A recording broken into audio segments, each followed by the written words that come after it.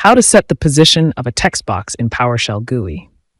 Positioning input fields correctly is essential for creating user-friendly interfaces. Let's dive into how to create a text box and position it on the screen. To start, we need to load the library's assembly to access the necessary GUI components. Here, we include the libraries required for our Windows.Forms application.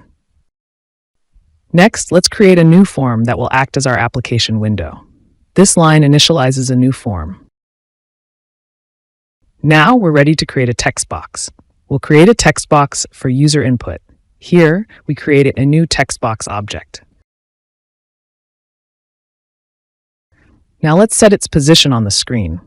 Now we need to specify the position of our text box on the form. This positioning helps lay out the UI effectively.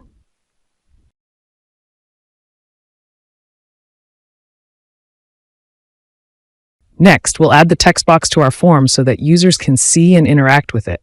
We include the text box in the form's controls. Finally, let's display our form with the positioned text box. The command Show Dialog opens the form and keeps it visible until closed. Now let's see how this looks on screen. Now let's execute this code to see our form with the text box positioned correctly. And there you have it. You've successfully set the position of a text box in your PowerShell Windows.Forms application. If you found this tutorial helpful, please like, share, and subscribe for more PowerShell tutorials. Happy coding!